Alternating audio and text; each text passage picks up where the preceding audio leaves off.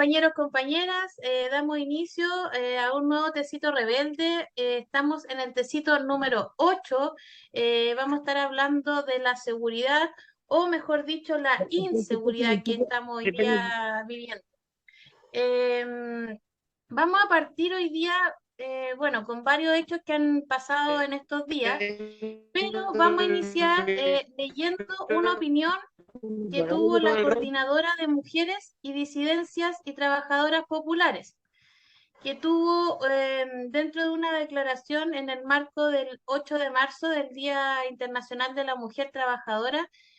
En su declaración tuvo una opinión muy acertada respecto a lo que hoy día estamos viendo en los distintos canales burgueses y en los distintos medios de comunicación también por Internet. Entonces, la coordinadora nos dice, en el flagelo de la inseguridad que sufrimos de forma cruenta las familias trabajadoras en nuestros barrios y poblaciones, ha sido la excusa para reforzar el aparato represivo, el chivo expiatorio en la población migrante que se ve fuertemente estigmatizada por el discurso que se baja desde el Estado. Rechazamos esta política represiva y xenófoba que, lejos de combatir el crimen organizado, busca dividirnos como clase y avanzar sobre nuestras libertades individuales, mientras los criminales siguen avanzando organizativa y territorialmente.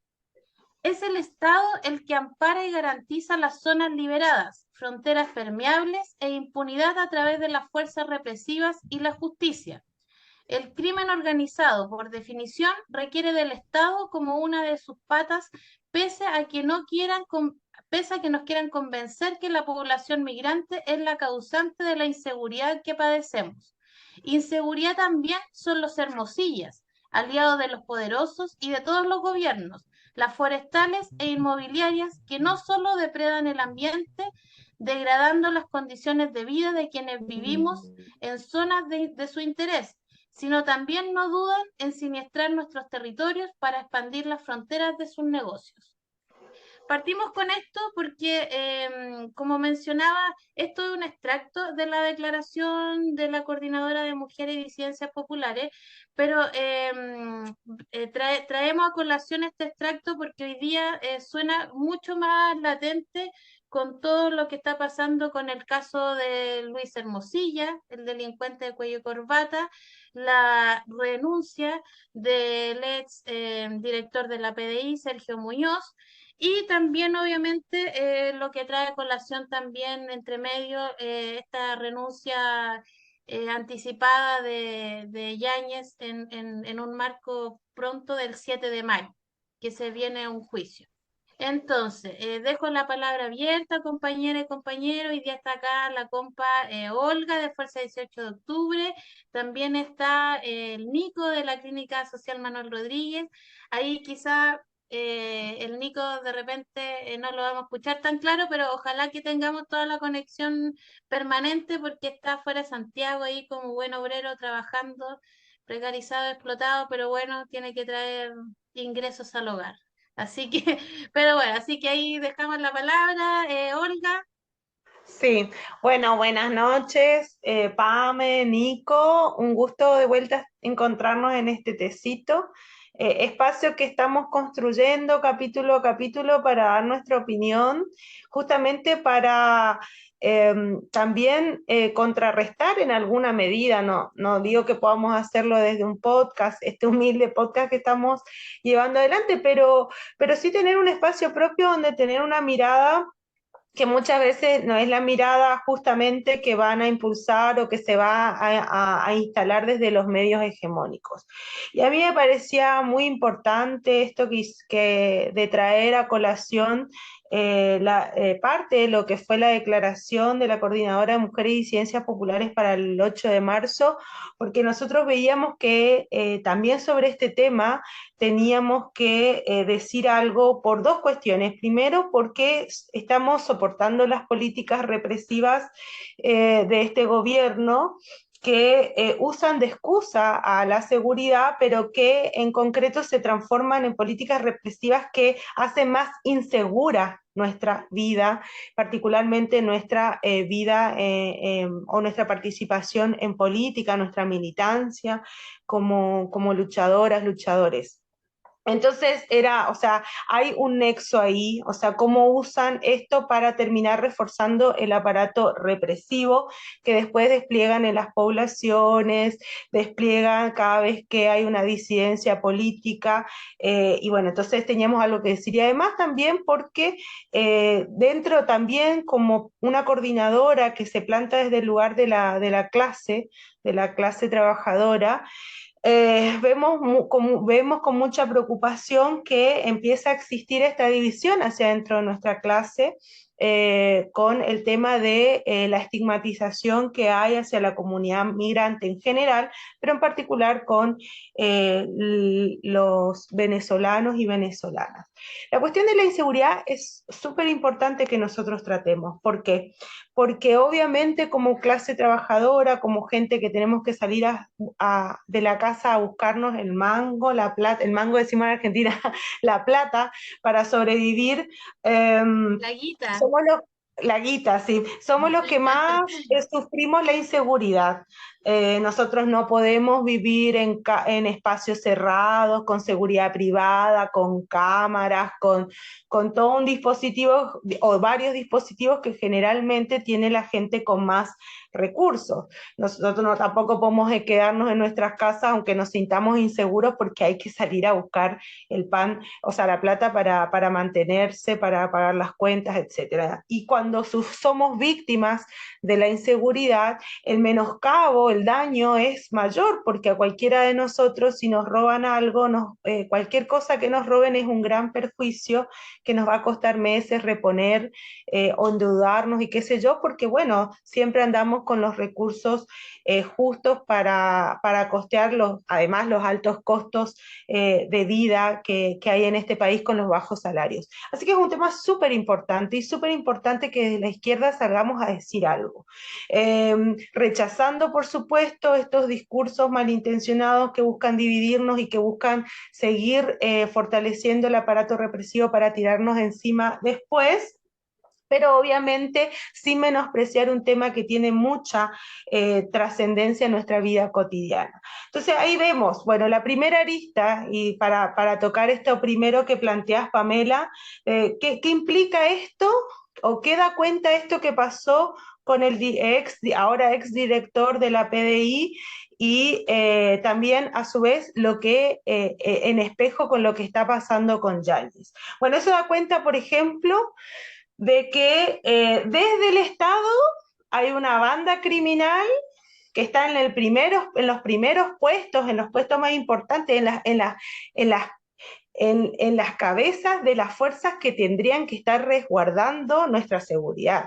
Son los primeros en delinquir, no solo cometen delitos, sino que esa comisión de delitos, de filtrar información, es para garantizar a su vez la impunidad de otros delincuentes de saco y corbata. Entonces, ahí mirar eso, porque, bueno, otra vez, siempre nos dice que son los inmigrantes, los pobres, qué sé yo. Bueno, no, acá hay todo un sistema instaurado del poder para delinquir, para sus beneficios, para evadir impuestos, para no pagar por sus crímenes, sus delitos, etcétera, que viene directamente desde el Estado.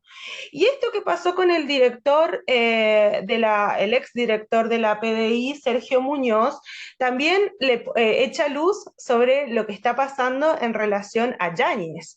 También que está a unos días de ser formalizado, en este caso, no por delitos de corrupción, sino por violación a los derechos humanos. Y acá quiero traer a colación la pregunta que se hacía desde el espacio Londres 38, es decir, bueno, ¿por qué la actitud fue tan distinta del gobierno en uno y otro caso? ¿Por qué le pidió la renuncia? Porque eso es lo que, si creemos la versión del ministro Cordero, que dijo en el programa Tolerancia Cero, dijo, el gobierno le instó a que renuncie a Sergio Muñoz, y por qué hace todo lo contrario en el caso de Yáñez.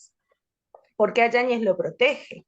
Porque el Cordero también, y ahí la pregunta, para cerrar para traer lo que decías, se planteabas de Londres 38, entonces en este país tenemos que aceptar que en Chile tiene más peso un tema de corrupción que la violación de derechos humanos, para esa como primera pregunta.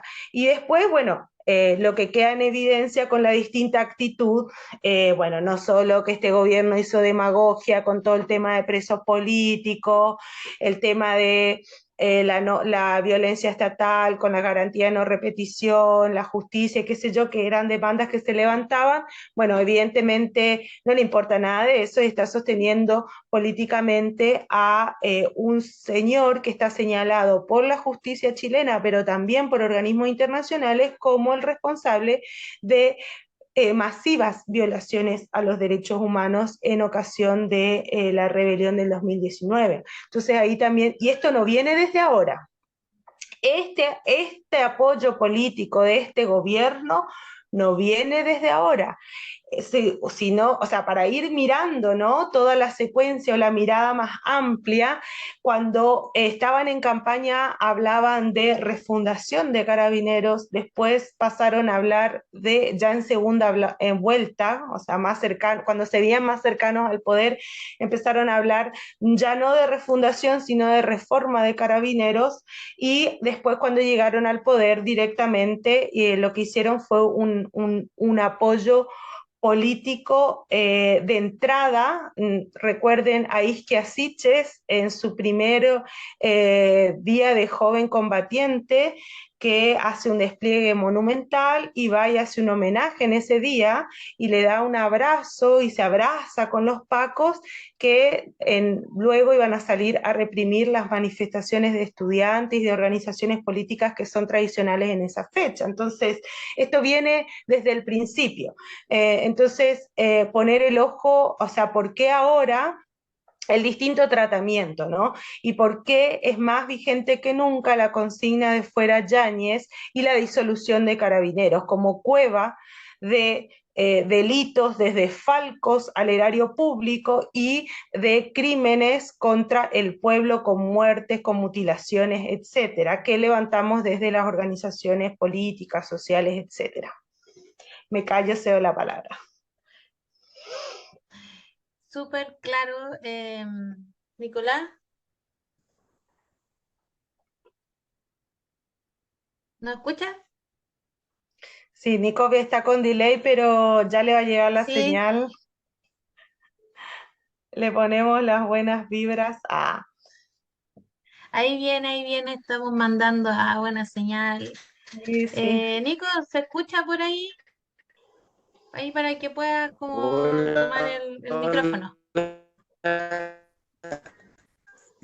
Yo creo que Yo le escucho mal. ¿Vos cómo le escuchás, Pame?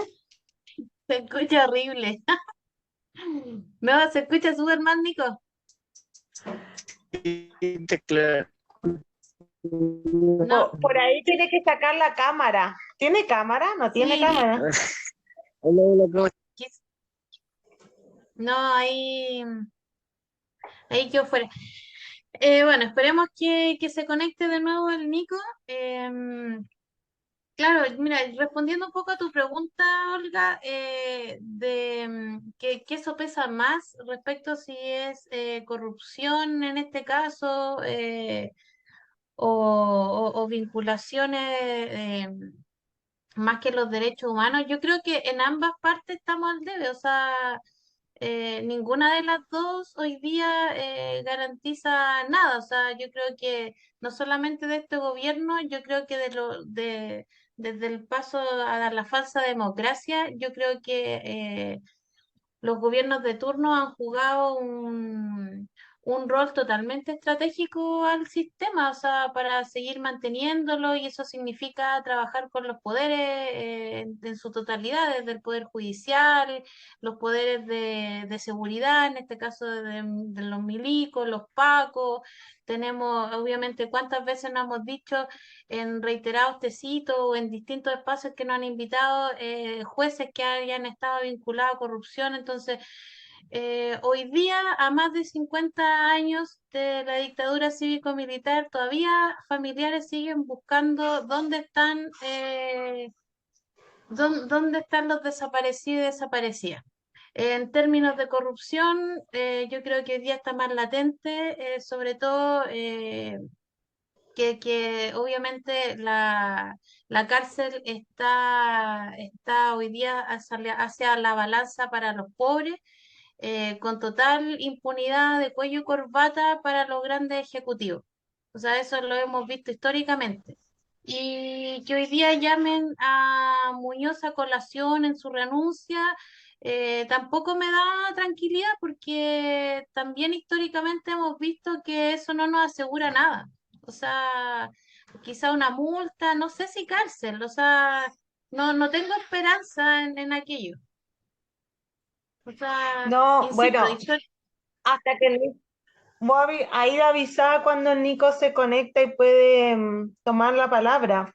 Pero, claro, o sea, lo bueno de esto, entre comillas, es que tiene un valor pedagógico político muy grande, porque siempre decimos, bueno, y dime para qué se hicieron las cárceles si el el rico nunca entra y el pobre nunca sale o entra algo y... así, Sí, exacto. capaz lo estoy diciendo pésimo, pero esa es la idea. Bueno, no, o No, sea, de hecho, justo, está súper bien dicho. bueno, saber justamente el valor que tiene, decía, es que nos muestra patentemente cómo funciona la justicia, el poder judicial o todos los poderes del Estado capitalista. Esta es una justicia de clase. Entonces, siempre todo el régimen jurídico que emana del poder legislativo, ahí está el otro poder del Estado, está establecido para garantizar los intereses de la clase de los propietarios, o sea, de los capitalistas. Y todo el poder judicial, a su vez, sale cuando cada tanto cae alguno de ellos o alguno de sus servidores, porque Sergio Muñoz no era capitalista, pero evidentemente era un perro al servicio de los intereses de los capitalistas, de los poderosos. Entonces, cuando ocasionalmente cae alguno, bueno, evidentemente el tratamiento no es el mismo. Estaba escuchando una noticia que fue derivado a eso que está allá, el establecimiento de la PDI que está ahí por Pajaritos, que creo que es la escuela de Ah, PDI, sí. no está en una cárcel y No, de probablemente hecho, no vaya a estar. Y estamos en un país donde los genocidas están en una cárcel de lujo como Punta Peuco y que ninguno de los gobiernos, incluidos los que se dicen de derecha, han podido terminar con eso, que supuestamente viola un principio básico de toda república, la república oye, que ellos defienden, que es la igualdad ante ah, la ley. ahí volvió el Nico. Nico, dale, así aprovechando que tenéis buena señal. Yo me voy a silenciar porque hay un perrito acá.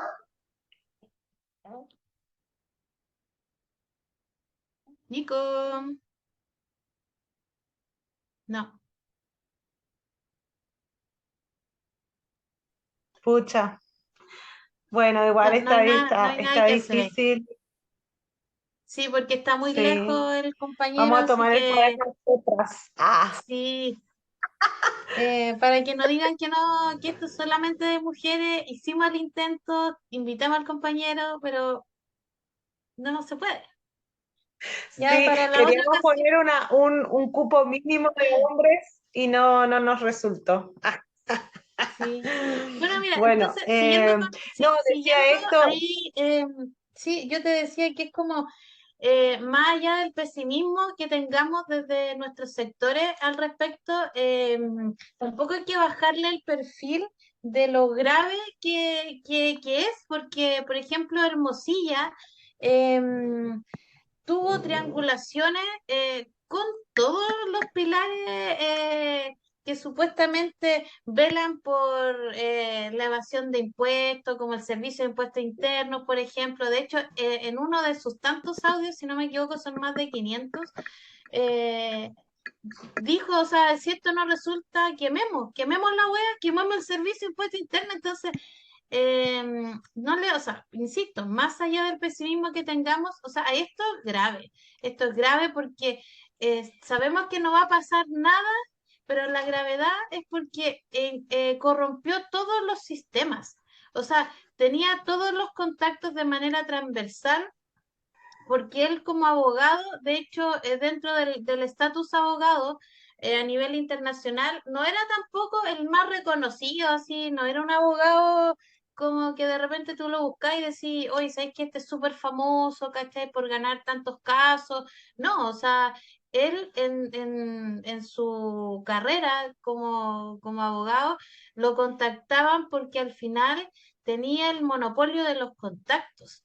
Entonces, obviamente, oye, guachito, te libero al tiro, total, llama al fiscal, me dé un favor, llamo para acá, ¿qué necesitas? Oye, ¿por qué te están metiendo, no sé, algo de unas boletas? No, compadrito, no te preocupes, llamo a servicio impuesto interno. Entonces, te, tiene, tenía obviamente su libreta negrita dentro de los contactos para llamar a todos y todas. Sí, exactamente.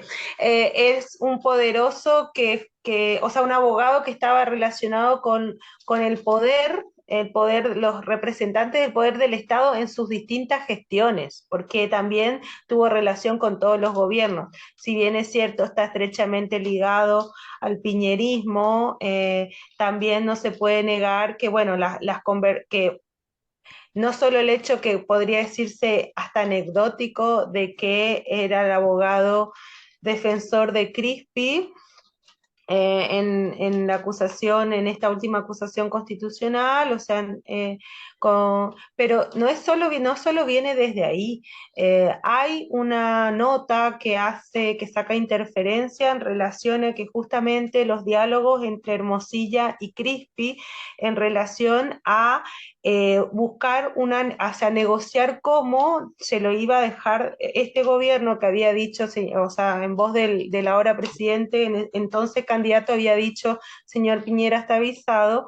Bueno, Hermosilla era el abogado encargado, no solo de defender a Crispi en las acusaciones de la oposición, sino también era el encargado de negociar con Crispi las condiciones para garantizar la impunidad de Piñera. Entonces, eh, o sea, evidentemente el valor que tenía como abogado, no sé, yo no leí ningún escrito, no puedo decir que era un genio de la argumentación ni de la defensa técnica, pero evidentemente lo que tenía como capital era justamente sus aceitados vínculos con las altas esferas del poder todos los distintos poderes, judicial, ejecutivo y evidentemente policial.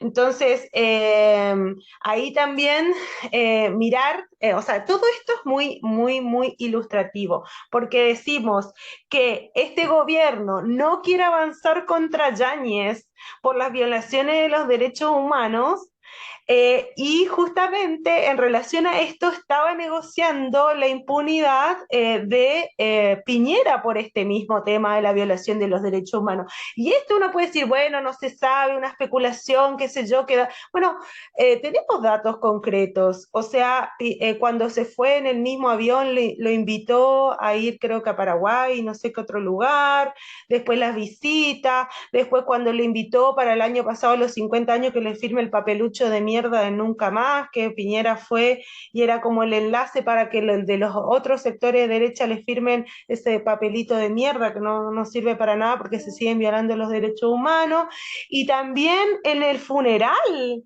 o sea, Es que yo es que yo el creo tipo que le hizo como un finalmente demócrata. lo que te dice es como, no, a ver, Yáñez salió como, yo creo que de rebote. Hoy día lo que queda entrever es que Piñera muerto tiene delitos post-mortem, así como, o sea, sigue saliendo a colación ya muerto. O sea, nosotros obviamente desde nuestros sectores lo sabíamos, de hecho tuvimos casi un tecito hablando de, de, de, de todo el currículum delictual de Piñera, Entonces, Otro acuario, otro no, acuario. insisto, no me sorprende, No, lastimosamente, yo creo que esto va a quedar en nada. Em, el tema de Yáñez, también no, no es, o sea, a esta altura, después de 4 años, que lo llamen a un juicio, a una apertura de juicio, que no va a ser el juicio el 7 de mayo, también es una vergüenza para lo que refleja el Estado, cómo funciona, no el gobierno, el Estado totalmente manipulado. O sea, da lo mismo acá claro. que distintos organismos internacionales hayan dicho que se violaron los derechos populares. Recién a 4 años se está viendo. Recién lo están llamando y ni siquiera, este, o sea, lo llamaron, no es nada. O sea, eso también quiero decirle a los que nos escuchan. Esto no es una celebración, o sea, lo están llamando después de 4 años. Después de 50 años siguen desaparecidos, desaparecidas. O sea, aquí no hay justicia. Eso es lo que queremos ver. Y yo creo que ya para ir cerrando ideas y poder avanzar también como en los otros temas que van totalmente de la mano, acá hablamos como del populismo punitivo, porque hoy día vemos esta primera cara de la moneda donde están los ex directores de la PDI, una posible renuncia de Yáñez, Luis Hermosilla que todavía ni siquiera está en casos, entonces, pero viene este otro lado, la persecución de la pobreza, la fiebre de la cárcel, la fiebre de la xenofobia. Entonces, para nuestro sector, eh, piden de inmediato cárcel, ¿verdad? O sea, aquí hay una balanza que se inclina totalmente a la clase más pobre, ¿o no, Olga? Sí, bueno, sí es lo que decíamos, o sea, la matriz represiva que se nos tira a nosotros encima y por otro lado que garantiza la impunidad, como vos decías, 50 años de la dictadura, todavía esos crímenes cometidos por esta gente en su mayoría de los casos están impunes y esto se ve también, o sea, esto hay un hilo de continuidad en relación con la impunidad en que sigue reinando en relación a las violaciones de los derechos humanos ocurridas hace poquito, en el 2019. Y ahora, o sea, como, o sea, en relación a todo este discurso punitivista, como si fuera que vamos a arreglar la cuestión de inseguridad, reforzando penas, penalizando todo tipo de conducta y qué sé yo, bueno, en realidad sabemos que eso no viene por ahí y menos va a venir por otra arista de esta discusión que tienen que ver con los milicos, con los militares, porque lo que vimos en estos días es que directamente, bueno, hace mucho ya, esto ya viene mínimo del año pasado, pero se suman sectores desde esta izquierda que está gobernando, pseudo izquierda que está gobernando, de pedir los militares a las calles, ¿no? O sea, y sabemos lo que eso significa, los milicos desplegados en las poblaciones, en nuestros barrios, o sea, no, eso no es para combatir el crimen organizado, primero porque no están preparados para eso, pero segundo que en todo caso ellos son parte, o sea, todo el mundo sabe, todos los vecinos saben dónde están los puntos de venta de droga, etcétera, etcétera, y resulta que carabineros ni los milicos donde están desplegados en las calles como en el sur, nunca los pueden encontrar, ni la justicia ni los fiscales. Bueno, evidentemente hay un pacto ahí de connivencia y son los garantes de que el crimen organizado pueda desplegarse tranquilamente. Con respecto a esto, bueno, ahí vimos, por un lado está Carter y bueno, reclamando los milicos, pero bueno, la sorpresa o no tan sorpresa es que el alcalde de Maipú salió a pedir que los milicos a las calles para combatir la delincuencia.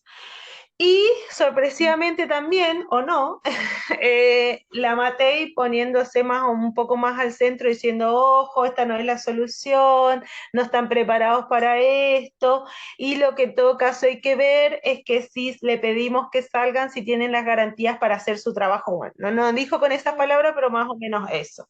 Que en definitiva, ¿qué quiere decir? Que en la regla de uso de la fuerza se le garantice la impunidad para matar nomás, o sea, lisa y llanamente. Exacto. Entonces, y ahí ver, o sea, esta gente es loca, es ignorante, es ingenua, o sea, también tenemos que ver en qué contexto se da esta discusión de cara, ya estamos en un año electoral, entonces tenemos ahí los buqueles por izquierda, por derecha, y parece que el centro vendría a ser la Mate. Digo todo esto Sí, entre bueno, comillas, por supuesto. yo creo que por ahí también en el tema de Milico en la calle responde, como mencionaba anterior, que es como, ¿cuál es el efecto? O sea, no me sorprende, no me sorprende la opinión desde los sectores, obviamente, extremistas como la derecha, em, pero sí, obviamente, desde estos pseudo izquierdas, como lo es Bodanovich, que es de Convergencia Social, eh, responden también de dónde vienen, o sea, como en ese sentido generalmente estos sectores bien ñuñuinos, ¿cachai? Convergencia Social, Frente Amplio, cuando se ven acorralados, cuando no les sale el plan como debiese ser de sus comunas o cuando están en cargos, llaman inmediatamente a la seguridad. O sea, ahí se le olvida la memoria izquierdista eh, y le sale su facho interno. Así como seguridad, tenemos problemas, llamemos a los milicos, o sea, ni siquiera a los pacos, o sea, que pudiese haber sido la primera respuesta dentro de como de un reforzamiento comunal. Entonces, no es primera vez que lo vemos de estos sectores desde las falsas izquierdas. ¿Ya? Que ante los primeros problemas que tienen dentro de los cargos que obtienen, llaman, llaman a esta seguridad, en este caso a los milicos. Ahora, esto responde a que también tenemos que ver la situación en cómo lo ve Chile o cómo se ve o cómo se posiciona Chile a nivel mundial con respecto a las cárceles, ¿ya? Porque en ese aspecto, por ejemplo, te doy un dato que Chile está en el ranking, por aquí lo tengo, en el lugar 31 dentro de 220 y algo países, por sobre la media de que la solución es la cárcel, ya como primera medida. Pero también vemos hoy día que las cárceles también son privatizadas, ¿verdad? Privatizadas que obviamente responden a un negocio obviamente que tampoco busca, o sea, no busca una reinserción social. Nosotros, por ejemplo, estamos en contra de las cárceles, pero obviamente vamos a hablar en torno a lo existente que son las leyes punitivas, ¿verdad? Entonces, por eso estamos hablando hoy día de las cárceles, una opinión propia de nuestra orgánica. Entonces, en ese aspecto, como negocio de la cárcel, existe también una demagogia punitiva, ¿ya? Que entendemos que apela, obviamente, en los sectores, en el sector común de la conciencia, apela al sentimiento de la inseguridad, eh, apela a las problemáticas no resueltas. Por otro lado, también se exacerba la problemática a través de los medios comunicacionales y por temas políticos lo toman, obviamente, los políticos en torno a una candidatura. Entonces, siempre va a tener mayor relevancia en la medida que tú quieras poner el tema. Hoy día estamos en un año electoral, por ende no se nos no nos pudiese sorprender que un Bodanovich de una falsa izquierda hoy día llame a los milicos para dar respuesta a su sector votante, ¿ya? Entonces, en términos carcelarios, sabemos que la cárcel no es una solución, ¿ya? Porque hoy día quienes terminaríamos hoy día en la cárcel seríamos nuestra clase, la clase más empobrecida. Hoy día quieren nublar las tomas, por ejemplo, quieren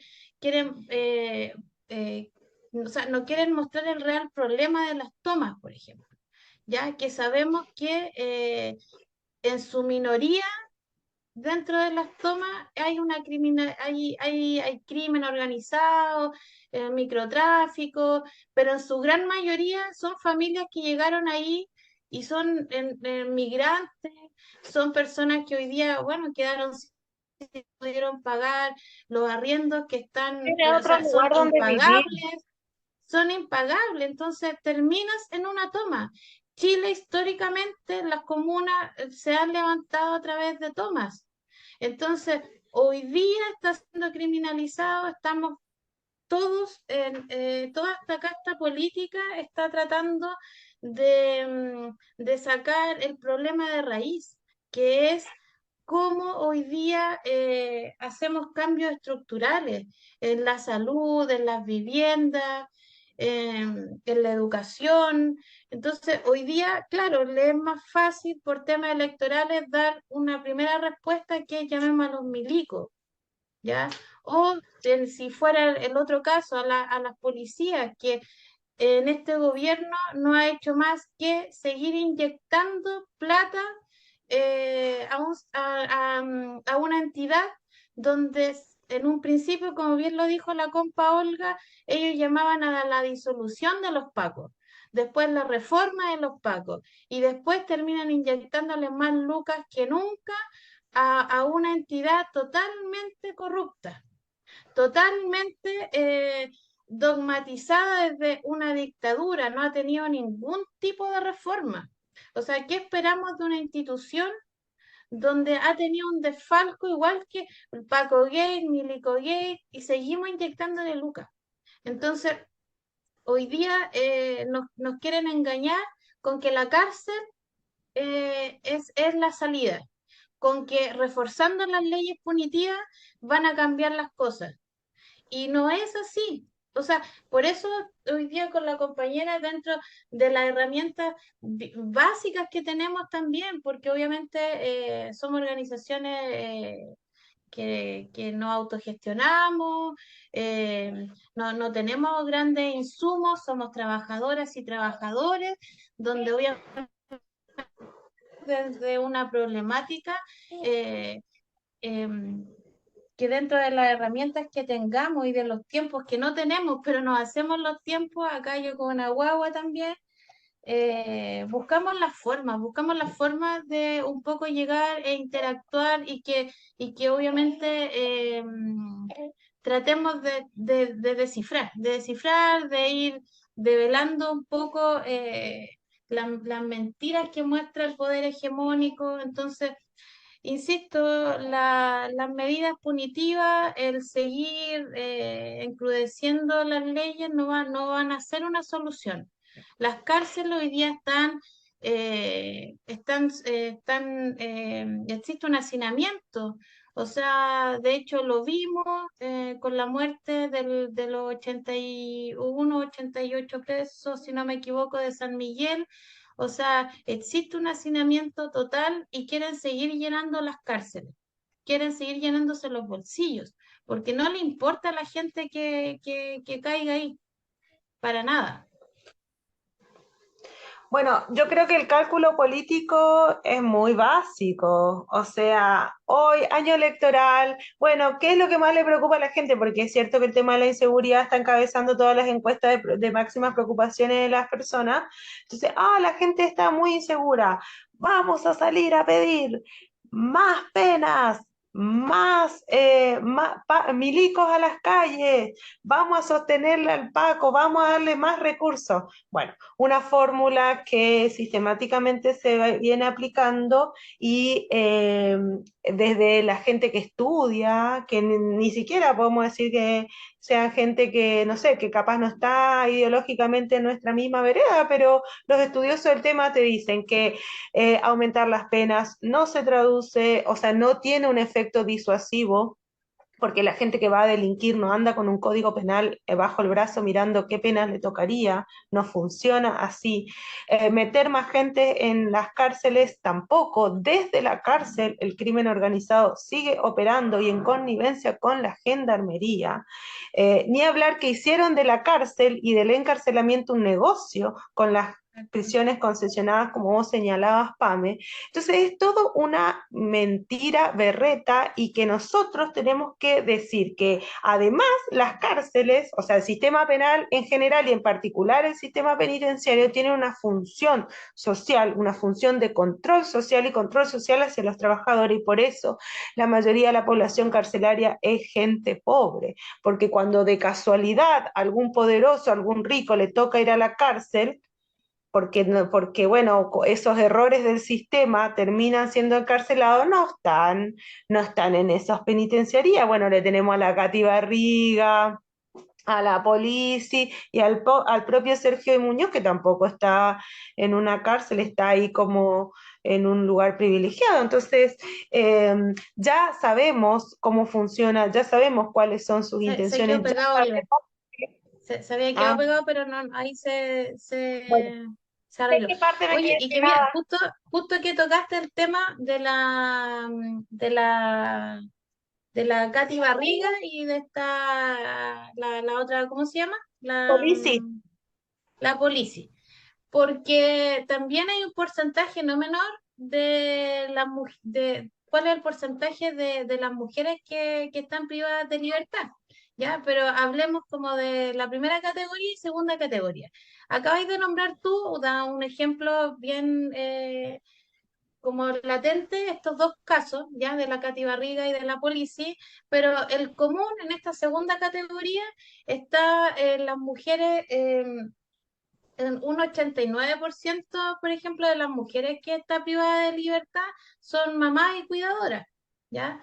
Dentro de Latinoamérica, como dato, es el segundo país con mayor detención de mujeres. O sea, el primero creo que está Guyana Francesa, algo así, pero nosotros como Chile estamos en un segundo lugar. O sea, Chile es el segundo país donde tiene mayor porcentaje de mujeres privadas de libertad. Y entre ellas, el 89% son madres y cuidadoras, pero no tienen este privilegio que tuvo la Cati Barriga de decir, no, es que yo cuido, es que yo tengo que... No, o sea, y peor aún si caíste embarazada en un proceso de embarazo, o sea, la cárcel en sí, el sistema, no cuida los derechos de los niños. O sea, a los 2 años te quitan el crío y para afuera, rompiste relación madre-hijo. Mayor aún, disidencias. Entonces, y es más, o sea, también quiero llegar al punto, nosotros tratamos de tocar un tema de que generalmente la izquierda no lo toca, que es el tema de seguridad, que es lo que estamos abordando hoy día. Pero tampoco estamos diciendo que no, que hoy día en este sistema, porque estamos hablando de un sistema existente, no hablemos de las leyes, ¿verdad? Pero en ese aspecto, hoy día no están las condiciones, por ejemplo, para que las mujeres puedan estar en su vínculo materno y menos están las condiciones ni la voluntad política para realmente romper con el problema delictivo.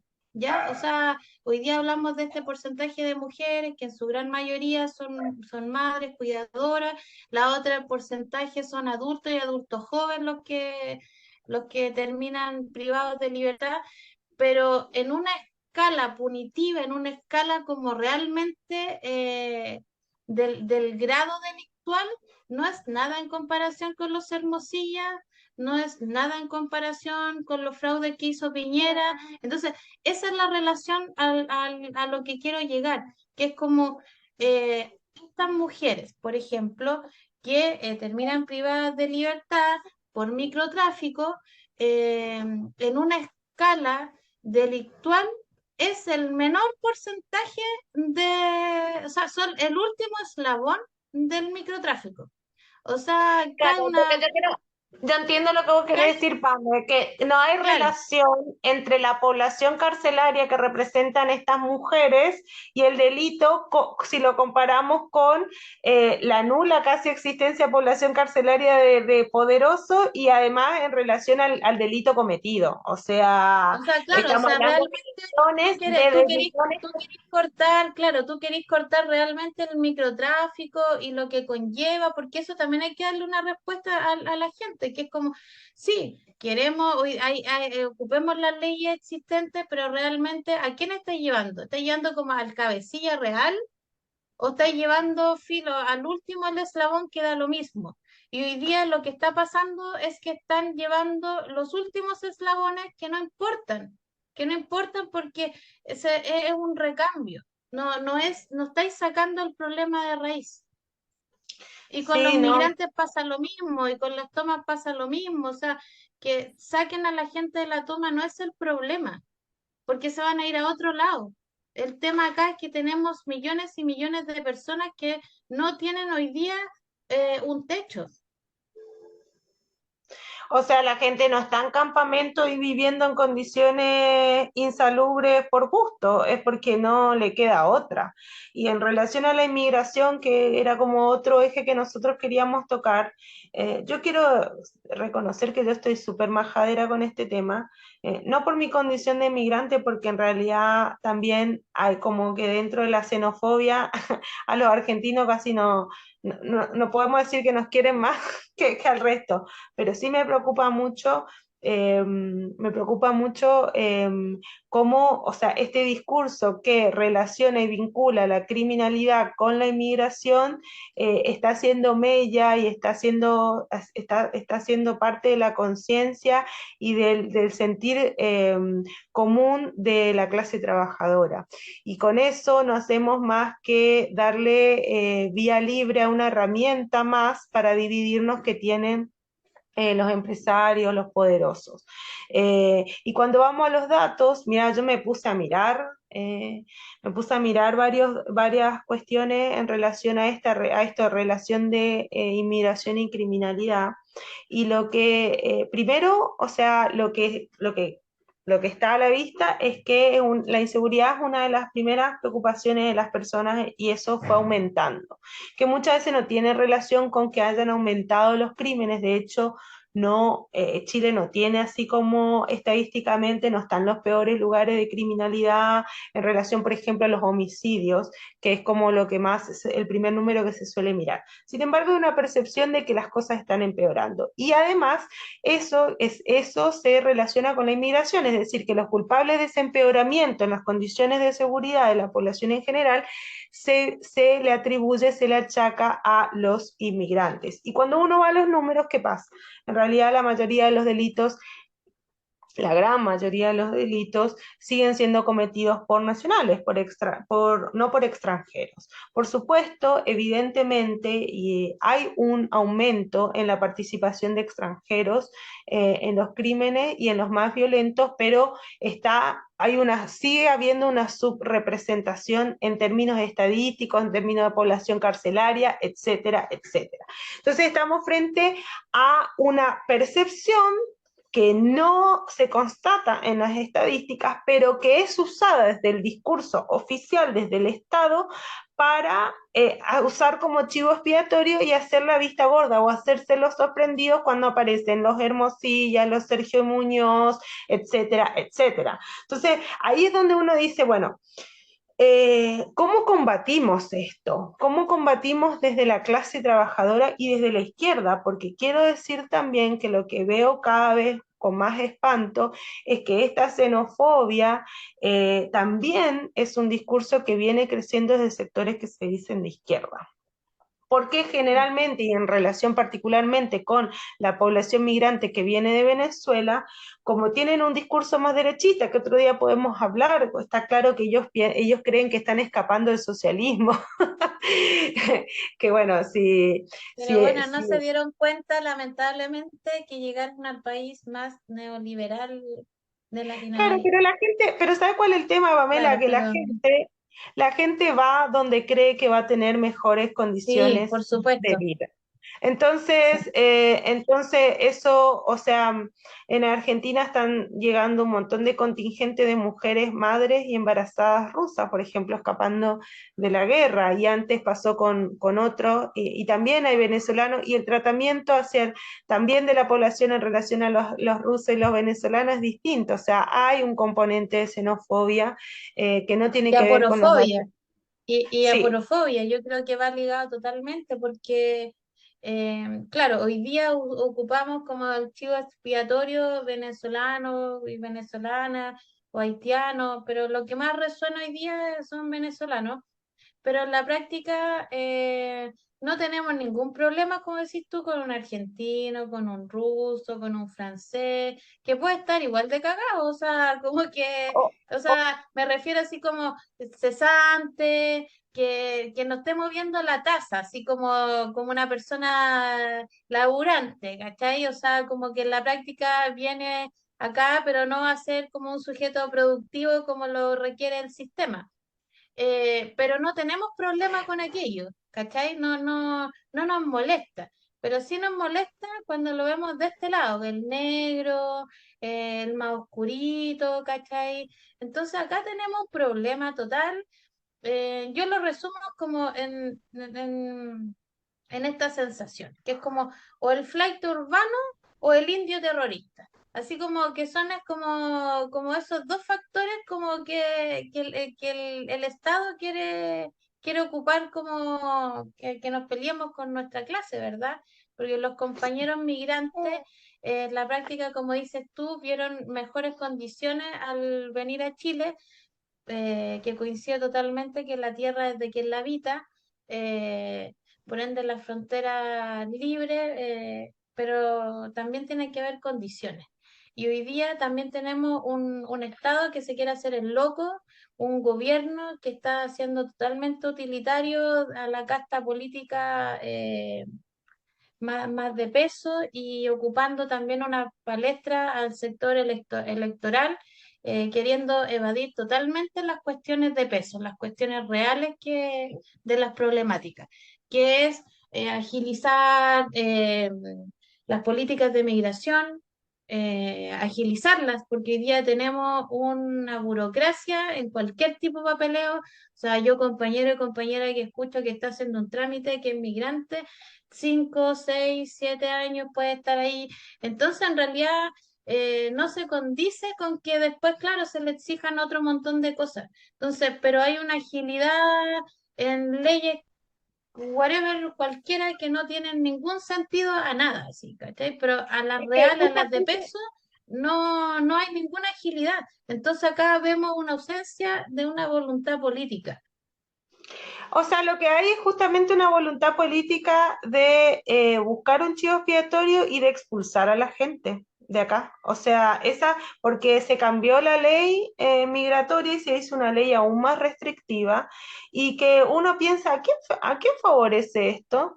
Porque si la persona viene a buscar su mejor destino para ella y su familia, porque vienen familias completas en muchos casos, lo peor o sea, y no viene a delinquir. O sea, ¿quién quiere estar en la irregularidad y no aparecer para el Estado? Las mafias.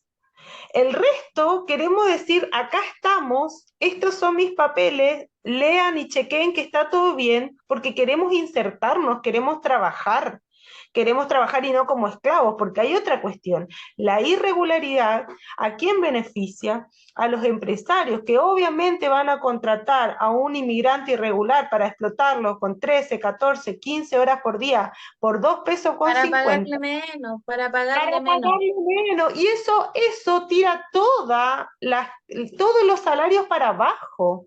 Entonces no es Sí. que, ay, yo me salvo porque soy nacional, no, si la mano de obra, el ejército de reserva, como decía Marx, ya tira para abajo todo, pero además la mano de obra semi-esclava que pretenden algunos, eso también afecta a los chilenos, porque ¿por qué van a contratar a un chileno que le tienen que con todos los papeles y en blanco, que le tienen que pagar más y pueden tener casi un esclavo inmigrante irregular? Entonces, Sí. este es un problema que nos atañe a la clase trabajadora y por eso tenemos que combatir férreamente todas las tendencias que yo entiendo que el choque cultural muchas veces nos hace ver las cosas desde otro lugar y nos genera molestia, pero tenemos que hacer un esfuerzo consciente por decir, no, esto no corresponde, no tenemos que dividirnos entre nosotros, lo único que logramos es ser más explotados aún, porque además miremos la contracara. Los capitales son transnacionales y más los capitales financieros. Acá viene plata de cualquier lado, el narcotráfico prácticamente no tiene que rendir cuentas y se lavan dinero del crimen organizado y nadie le pide más papeles que a mí, que vengo con una mierda sin antecedentes. O sea, es impresionante. Hay que mirar también eso, porque si no, o sea, ¿y quién es? O sea, si se quiere atacar al crimen organizado, hay que mirar justamente el flujo de capital. ¿Qué capitales van y vienen por los puertos que aparentemente nadie controla? Bueno, ahí también la complicidad del Estado. Yo estuve mirando las cifras porque yo creo que nosotros como de la izquierda tenemos que dar una fuerte lucha para combatir la xenofobia porque las cifras son tremendas. Voy a leer. La encuesta bicentenaria del 2022, el 71% cree que genera mucho conflicto, que hay mucho conflicto entre chilenos e inmigrantes. El 82% cree que la cantidad de inmigrantes es excesiva. Encuesta de Plaza Pública de abril del 2023. El 73% cree que la llegada de inmigrantes es mala para el país. El estudio longitudinal social de Chile del Centro de Estudio, bueno, ahí es largo, después le puedo pasar. El 85% quiere medidas más restrictivas de ingreso. Después, más del 80% considera que es una amenaza, tiene más desconfianza sobre todo hacia los venezolanos. ¿Mm? Entonces, ¿esto a dónde nos va a llevar? O sea, yo llamo a las responsabilidades de aquellos que se dicen los sectores de izquierda de no seguir alimentando este discurso, porque acá la gente ya está. ¿Qué pretenden? ¿Que se les expulse? ¿Que se queme todo un campamento lleno de inmigrantes? ¿Que se les deje morir en el desierto? Entonces, acá hay que tratar de no hacerse eco de ese mensaje que solo busca dividirnos, porque cuando el capital busca gente a quienes explotar, prefiere a los inmigrantes.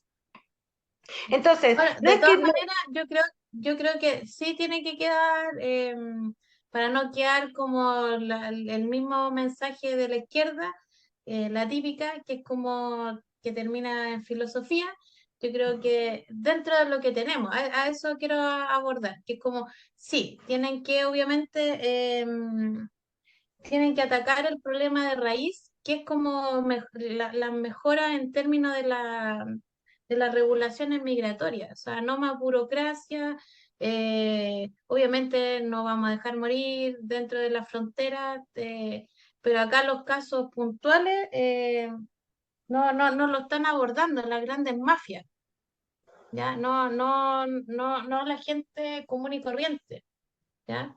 O sea, eso dentro de lo que entendemos, dentro del sistema existente. Yo creo que por ahí va un poco como para ir redondeando ya y no excedernos los tiempos. Hoy día el Mm, mensaje es como, hoy día no estamos hablando desde nuestras ideologías como en términos filosóficos, sino que igual abordamos un tema en cuanto a lo que existe, que sabemos que está enmarcado en un sistema capitalista, en un sistema explotador, en un sistema de precariedad, que reproduce obviamente a través del neoliberalismo un montón de explotación misma, como lo decía. Entonces, pero hoy día, como en este sistema existente, igual tienen que haber mejoras. O sea, y hoy sí, día los gobiernos y el gobierno además de turno lo que ha hecho es oídos sordos y caer en el populismo. ¿Ya? Yo creo que eso es lo que me queda a mí un poco, como para no terminar como la típica izquierda, no dándole al punto central, que también obviamente queremos llegar, porque entendemos que sí hay mayor delincuencia, pero Pero no quiere decir que esta delincuencia vaya solamente de la mano con migrantes. O sea, porque la típica respuesta que te dan es como, oye, pero hace 20 años la delincuencia no era como hoy día, habían códigos de delincuencia.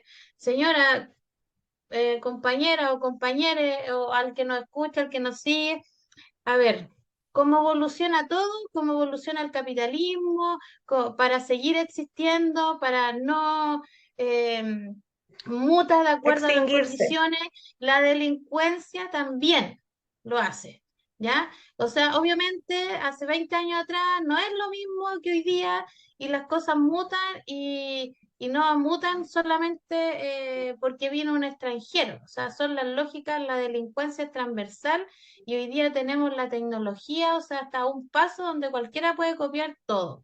Y no queda ajeno las formas delictuales que también van mutando a la actualidad. Sí, yo lo que quiero decir que quede remarcado es que yo, bueno, yo creo que sí, nosotros hablamos desde nuestra posición política ideológica, pero lo que entiendo que vos querés decir, Pame, es que no nos vamos en la volada de hoy el problema es la falta de integración, que podemos Ah, discutir más en claro, amplio. O sea, sí, hay un problema concreto de delincuencia y esa delincuencia o sea, el nudo de la inseguridad viene desde el crimen organizado. El crimen organizado, no me voy a cansar de decir, por definición, o sea, es organizado. ¿Por qué? Porque tiene vasos comunicantes muy fuertes con el Estado, porque hoy en día el capitalismo ya no da el margen de ganancia que daba en otros rubros que legalizaron, entonces esa tasa de ganancia necesitan ampliarla con negocios ilegales. Entonces el narcotráfico es un negocio capitalista y como negocio exacto. capitalista está resguardado por su Estado, que es el Estado capitalista, que este es el Estado que tenemos. Entonces, nosotros tenemos que decir que, bueno, la responsabilidad es del Estado. Hoy leí que en la Fiscalía, creo que en una Fiscalía del Sur, que también filtraban información a narcotraficantes, o sea, tienen garantizados de todos lados para seguir operando, que la forma que nosotros tenemos que combatir, es decir, la solución no va a venir con más pacos o con milicos en las calles, eso solo va a redundar en más inseguridad para la clase trabajadora y que nosotros tenemos que reclamar seguridad, pero justamente ir al nudo de este problema que es el crimen organizado, donde el Estado es una de sus patas fundamentales. La inmigración nosotros tenemos que combatir, incluso en aquellos casos, combatir la xenofobia porque nos divide, incluso aquellos casos donde más nos cuesta, sabiendo, por ejemplo, que mucha gente de la colectividad venezolana es de derecha, y ahí también tenemos que plantearnos por qué la UDI o sectores de derecha pueden hacer un trabajo político con ellos y qué deuda tenemos nosotros en iniciar un diálogo político, un trabajo político desde la izquierda con estos inmigrantes, porque estamos claros que la derecha odia a los pobres, odia a los inmigrantes, si pudiera los mataría, o sea, mientras no los puedan, los que no los pueden usar los quieren en la cárcel o muertos, entonces nosotros de la izquierda tenemos que salir a dialogar con estos sectores, porque si ellos fueron ganados en su conciencia política por la derecha, también habla de una falta, de un error o una omisión o algo en que estamos fallando desde la izquierda. La seguridad la tenemos que conquistar, el que se termine con la impunidad también es una lucha que tenemos que dar, porque para que todos estos poderosos alguna vez en su vida paguen por sus crímenes, eso solo lo vamos a lograr desde las calles, para que Yáñez se vaya y no espere hasta el final con triquiñuelas legales, no espere hasta octubre, que creo que termina su mandato, para que se vaya ahora. Eso va a depender de nuestra movilización, de nuestra capacidad de movilización. La solución a todos estos problemas no va a venir desde los políticos patronales que de izquierda, entre comillas, a derecha, siempre nos traen la misma fórmula: más Paco, más Milico, más cárceles, y eso a nosotros sabemos que se traduce en inseguridad, represión y todo en contra nuestra. Eso es lo que yo quería decir para finalizar.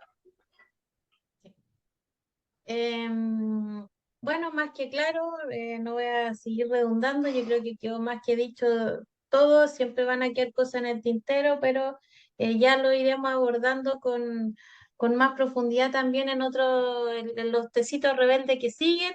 Así que a los que nos ven, nos escuchan, nos siguen, síganos en nuestras redes sociales también: Fuerza 18 de Octubre, Colectivo en Resistencia, Clínica Social Manuel Rodríguez.